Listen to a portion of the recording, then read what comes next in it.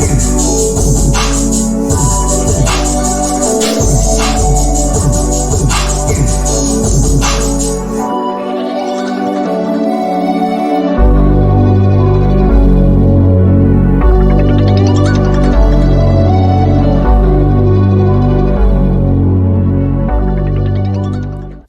Trevor Jackson Podcast. So I know I've been talking about the West Coast domination of 2024 a lot. And I was just watching The Art of Dialogue, and Lord Jamar was on there talking. He had an interesting take that I want to discuss with y'all because, you know, the game had its run. And the game's run, you know, we can't have recency bias and just say that. Let me play the clip. Let me shut up and play the clip.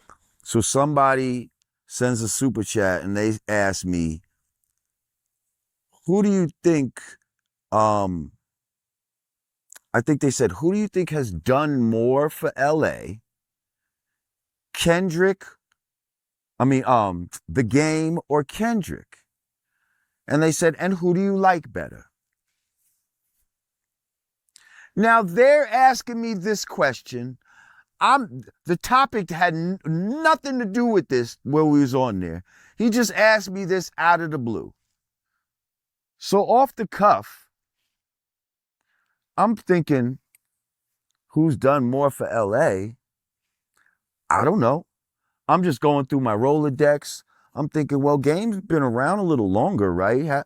I mean, I've heard of him maybe trying to intercede and some beefs and stuff like that. But again, I don't know. I'm not from LA like that. So now I'm going by whose music do I like more? For me, it's The Game. You know, a lot of people going to disagree with that, but I understand where he comes from in that take because The Game is, to me, I'm assuming, I done visited the West Coast multiple times, done been out there, experienced the culture. But to me, The Game is, when I see The Game, I see the West Coast. I see the West Coast.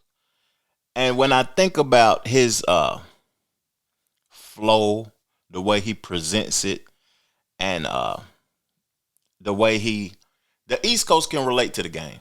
The Game is inspired by the Nas's and the J's and East Coast influential artists, even though Kendrick is also.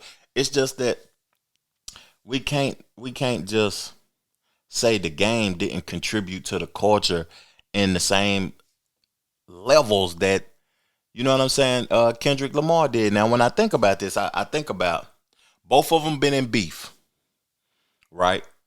Who had the more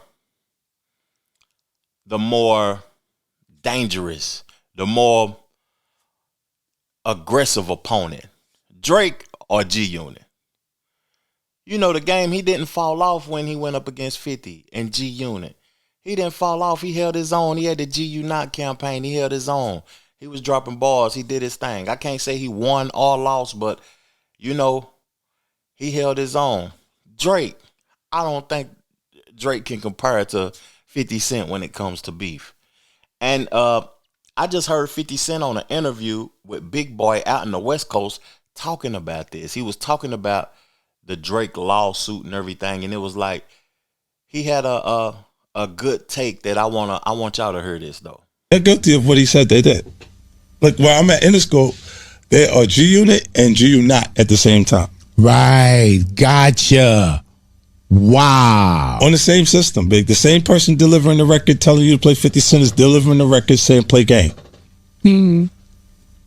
He's saying that UMG is guilty of what Drake says that they're guilty of. They're guilty of promoting Kendrick and promoting Drake at the same time, like simultaneously, to make the most out of it, to make the finances. They did that around the time, I think UMG is still the same umbrella that 50 Cent was under with the Game. Even though they was signed to Interscope, it still was Universal Music Group and all of that. It's just that they did the same thing. They on the same label, 50 Cent and the Game. So they was promoting both of them at the same time. And they don't care who wins or lose the battle. They care about how much money they make. Their bottom line, their bottom dollar. They don't care about what y'all got going on, what y'all feuding about, who's going to be the winner between y'all and the beef. They just care about the bottom dollar. Another take I got from this is that, a question for the people from the West Coast. Who embodies y'all culture more, the Game or Kendrick Lamar? Let me know in the comment section, and I'm going to finish off this clip of Lord Jamar, what he got to say of why he feels the Game is better than K-Dot. I say the Game. The Game was my answer. Suddenly, people flip it and bounce it that and I said, I'm sorry, I also said, and I asked the question, I said, wasn't Kendrick like a nerd rapper that kind of turned into a gangster or something like that? Like, just kind of asking the question, because I'm telling you, I'm not as educated on Kendrick as everybody else is. Like, I think he's a good rapper. I think he raps good, but it's not necessarily my cup of tea. And I like West Coast rap, but again, y'all could call me an old head, whatever the fuck you want to call me, but I just have a certain taste in my hip hop, right? And again, if I had to pick, for me, I'd rather hear just the type of beats that the Game chooses and his voice tone and the way he raps. Like, I could just tell he studied my era, kind of like, you know what I mean? Like, and I like that about him. That's it. I could tell that Kendrick studied that era also too, though.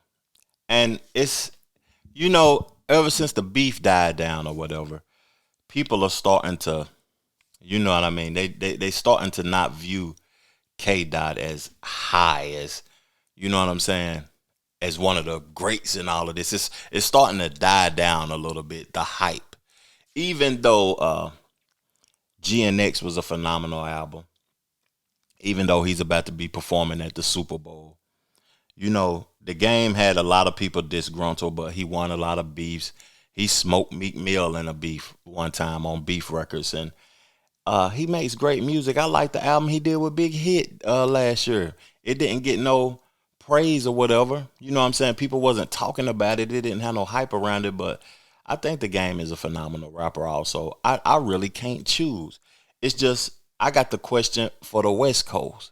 If y'all watching this episode and y'all tapped into the episode, let me know who represents y'all the best. Don't have recency bias. Just think about it in totality, because the Game has classic albums too. I would say he got 2 classic albums.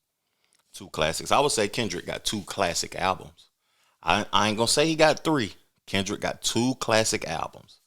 And it's just interesting the way that, people have recency bias. People trade on rappers when they start doing stuff that they don't like. They get familiar with them. They've been winning too long.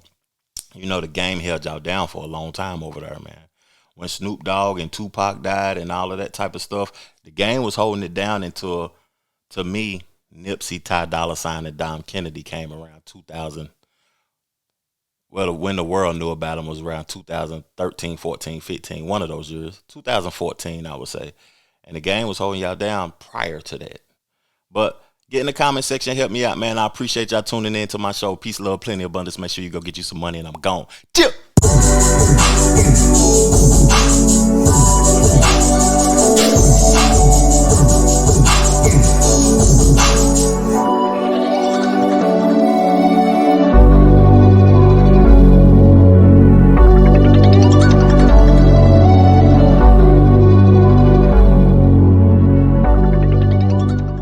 The Trevor Jackson Podcast.